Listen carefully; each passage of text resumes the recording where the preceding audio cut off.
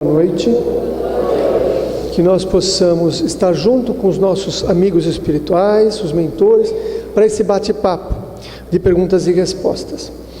Como a gente tem feito todo mês, que eu sou muito agradecido pelo convite, porque quando eu tenho a oportunidade de falar, de responder, eu tenho que automaticamente pensar diferente. E quando eu penso diferente, eu vou criando novas conexões cerebrais. Então, é diferente do que quando a gente dá alguma coisa material. Se eu viesse aqui, tivesse 100 reais e desse 100 reais, eu ia sair daqui sem nada. Mas como eu venho com o meu conhecimento, 100% do meu conhecimento, e eu tenho que ficar respondendo, conforme eu vou dando 100% do que eu sei, cada vez eu tenho que pensar diferente. Então eu saio daqui com 120. Olha que interessante, porque eu vou pensar coisas novas, minhas conexões cerebrais. Então quem mais sai ganhando aqui sou eu, por isso que eu tenho que agradecer a chance de poder falar aqui, bater esse papo. Então, algumas vezes eu trago um assunto, algumas vezes a gente traz as respostas de algumas perguntas que vocês fazem. Como o aborto é visto pelo plano espiritual? Como fica o espírito da mãe e o da criança? Eu tenho um entendimento de que cada caso é um caso. Claro que a gente poderia reformular essa pergunta assim: como é visto pelo plano espiritual, ou os espíritos encarnados ou desencarnados, o assassinato? Como é que a gente vai ver um assassinato? Como é que fica quem morreu, quem ficou? Então é um assassinato. Por quê? Porque embora seja ainda um feto, fisicamente falando, materialmente falando, já é uma pessoa. A pessoa está inteirinha lá. Tanto que as pessoas que têm a percepção do que a gente chama de uma visão do feto em energia, é a foto Killian. A foto Killian, quando você tira, você tem a percepção em volta das plantas, dos seres humanos, dá para ver aquela foto. Se você tirar uma foto Killian de uma pessoa grávida, de corpo inteiro, você vai poder perceber outra pessoa ali. Quer dizer, já existe um espírito ali. Então já tem, só que fisicamente está se formando o corpo. Então já tem uma pessoa, vai assassinar, tudo bem. Agora, outro dia no centro me fizeram a seguinte pergunta: nós estamos aqui fazendo uma campanha contra o aborto, e a gente quer que o senhor entre na campanha contra o aborto. Eu falei: eu não vou poder entrar na campanha.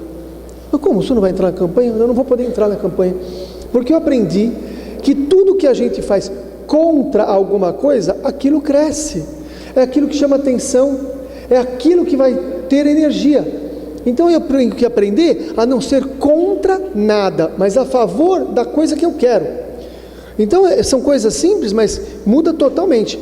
Então, mas você é a favor do aborto? Não, eu não sou a favor do aborto. Eu não sou contra o aborto, eu sou a favor da vida.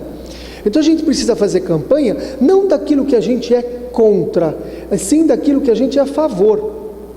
O nosso cérebro funciona muito melhor quando a gente pensa naquilo que a gente quer, não naquilo que a gente não quer. Toda vez que eu fico pensando no que eu não quero, eu estou pensando naquele assunto.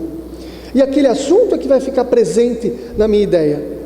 Eu vou pedir para vocês agora, por favor, não pensem na cor azul. Eu não quero que vocês pensem na cor azul. Eu não quero nem falar da cor azul para vocês. Em momento algum eu quero que vocês imaginem que tem alguma coisa azul aqui no ambiente. Do que eu estou falando? Da cor azul. Ué, se eu fico falando, aquilo, eu estou dando energia para aquilo. Então, o fator de comunicação, a gente precisa ser inteligente na hora de comunicar. Eu preciso entender como é que eu vou falar uma situação, para que a pessoa entenda o que eu quero. Se eu fico falando o contrário, a pessoa vai pensar o contrário. Eu tenho que falar para os outros e para mim mesmo. Se eu não quero ficar nervoso, daqui a pouco eu estou explodindo de nervoso, porque o meu cérebro está escutando nervoso. Então, não podemos, na minha opinião, por causa da comunicação, fazer campanha contra o aborto. Vamos a favor da vida. Vamos falar a favor da vida intrauterina, que já é uma vida importante, que já tem um ser ali. Então vamos fazer campanha sim daquilo que a gente quer, não daquilo que a gente não quer.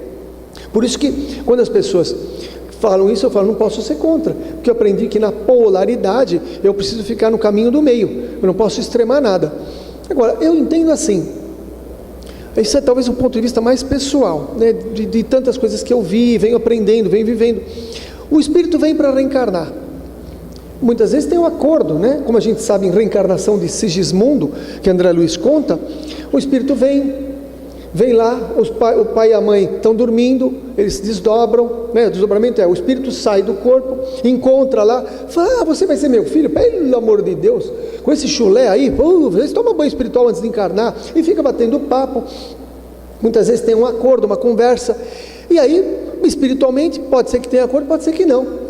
Como lá em reencarnação de Sigismundo, era meio complicado para o Sigismundo reencarnar, porque ele tinha tido um problema com o pai, problema com a mãe, então o pai dele falou, não, eu não quero que você venha, pelo amor de Deus. Aí o cara veio, ajoelhou, pediu perdão, aí o cara falou, tá bom, mas espiritualmente fizeram acordo, mas quando reencarna, quando está lá no ventre materno, às vezes a vibração atrapalha, então cria uma série de situações, e muitas vezes vem o aborto. Olha, o espírito vem com uma tentativa de reencarnar, uma oportunidade fantástica. Muitas vezes esse espírito, quando ele é abortado, ele é assassinado, ele sai e ele até entende. Tem gente que entende, tem gente que recebe uma mágoa, um problema e entende, já perdoa, já é um espírito que tem um entendimento, uma luminosidade, fala, puxa vida, fiquei triste, fiquei chateado, mas entendi, a pessoa estava com um problema, não sei o que, entende. São raros, né? Mas entende. E aí fala, não, daqui a pouco eu volto, vou tentar de novo, outra pessoa, vocês mesmos, tudo bem. Mas muitos não entendem. Se você vai andar na rua aí, chega, vem cá e dá um tapa na cara da pessoa, a pessoa pode entender, né? Ou não entender, e ficar com raiva de você, vai ficar magoado, lógico. Depende muito de cada pessoa. Então a gente precisa, minha opinião, tomar cuidado, porque as coisas não são taxativas. Não, o aborto, agora o resto da vida eu sou culpado, não tem jeito. Espera um pouquinho, quantas vezes eu já... Estou lembrando, em Portugal, quando estive com o Dr. Reinaldo Leite uma vez, ele estava lá fazendo uma palestra, e no final da palestra, algumas perguntas e respostas, uma senhora levantou, aquelas senhoras portuguesas, já um pouco de idade, chorando copiosamente. Ela falou, doutor, eu estou com um problema de minha culpa, que eu não aguento, porque eu cometi 4 abortos, porque eu fui obrigada, meu marido obrigou e não teve jeito. E a gente sabe como era a submissão muitas vezes de casamentos antigos. E eu tive que fazer 4 abortos, eu não me conformo, chorando.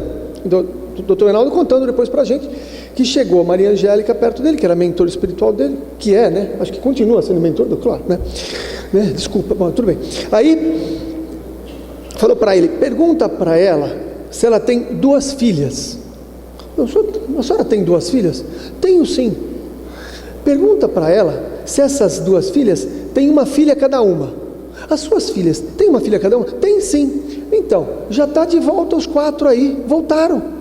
Aí ela chorava mais, chorava ela, chorava a gente, chorava todo mundo. Por quê? Ela estava lá carregando uma baita de uma culpa, de uma mágoa, que ela tinha feito uma desgraça, etc. Tudo bem, mas ela estava carregando uma coisa que já estava resolvido. Quanta gente está aí se martirizando porque fez uma coisa, a pessoa já voltou, já reencarnou, já está lá, está tudo certo, e a pessoa continua atormentando, né, o que já reencarnou. Aí falou, já estão todos de volta. Claro, foi um choro de alívio muito grande. Ele falou, puxa, então eu consegui recebê-los de volta. Quantas vezes acontece isso aí? E no fundo do salão, o espírito do marido, que já tinha desencarnado, esse não aguentava, porque ele tinha sido, digamos assim, o responsável pela atitude. Esse estava muito ruim, porque ele tinha feito a besteira que ele tinha feito, agora no plano espiritual. Agora, vocês já viram falar que Deus não perdoa? Já ouviram falar? Deus não perdoa. Vocês querem saber a verdade? Deus não perdoa. Sabe por que Ele não perdoa? Porque Ele não se magoa. Se Ele não se magoa, Ele vai perdoar o quê? Não tem que perdoar. Porque Deus entende que nós somos seres que vamos errar, que vamos nos equivocar. Agora, a gente precisa aprender a se perdoar, né? O auto-perdão é muito importante, como o outro perdão. Então eu preciso modificar algumas coisas. Então é assim, desse jeito? Não. Cada caso é um caso.